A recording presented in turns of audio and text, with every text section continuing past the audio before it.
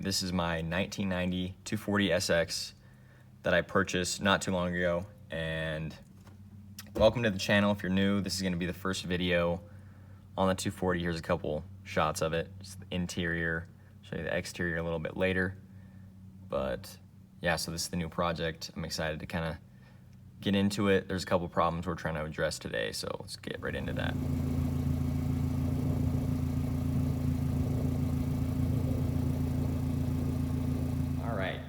So I'd definitely be lying if I said this thing didn't have a few problems here or there. And at the moment, you're seeing this more disassembled than it is. I'm filming this later, but at this moment, I'm trying to replace the MAF sensor because it's been idling really rough. It's been backfiring. You can just tell that the fuel mixture is off. This happened just the other day when I was pulling in my driveway, actually. And then when I went to go start it again, just super hard to start, super rough idle. Didn't want to rev out, couldn't drive it down the road, and did a lot of research. And that's when I decided that it was the MAF sensor that I needed to replace. All right, so in this next clip, you're gonna see me start it up and go over to the MAF sensor to check if it's good or not by disconnecting it. And by disconnecting it, if the RPMs fluctuate a great deal, when I do, then that will tell me that my MAF sensor is likely good. If the revs don't change nearly at all, then that could indicate possibly that the MAF is bad. So, cut to that.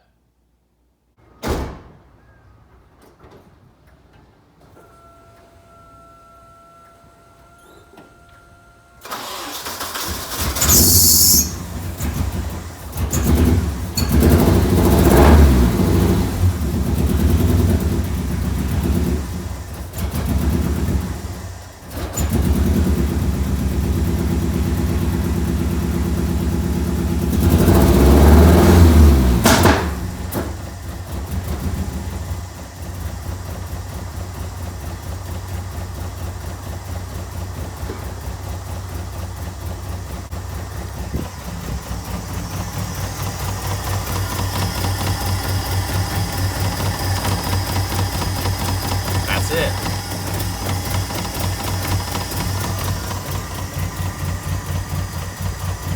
So here's the new sensor and housing. Guess we'll throw it in and see if it works.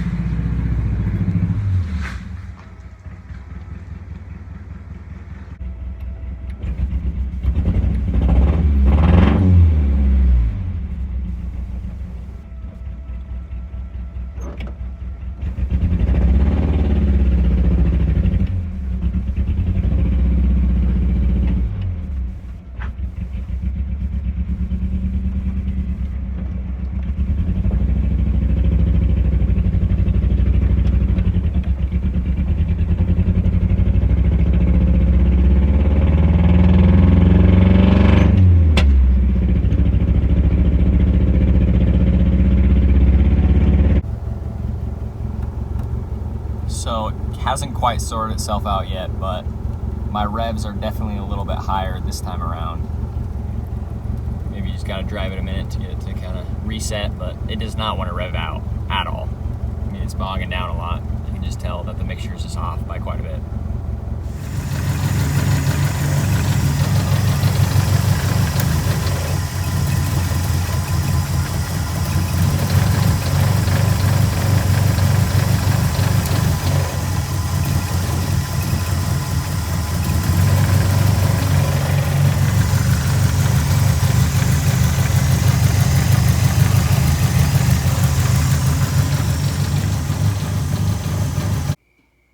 So yeah, definitely the RPMs have gotten better and higher, but I'm not so sure that the problem's fully solved. I know sometimes it takes a minute for the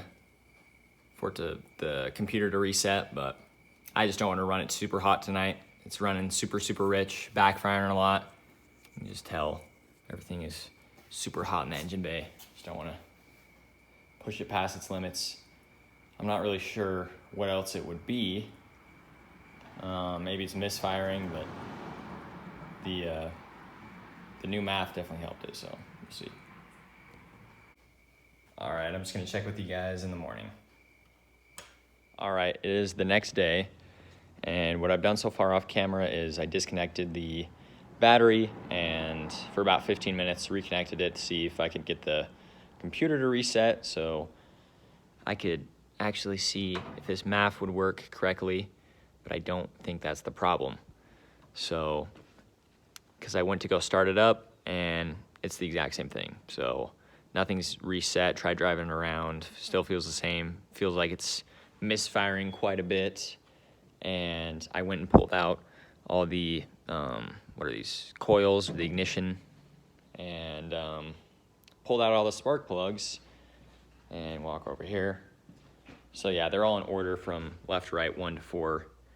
And you can just kind of take a look at how dark, see if I can get it to kind of focus on there, how dark these plugs are.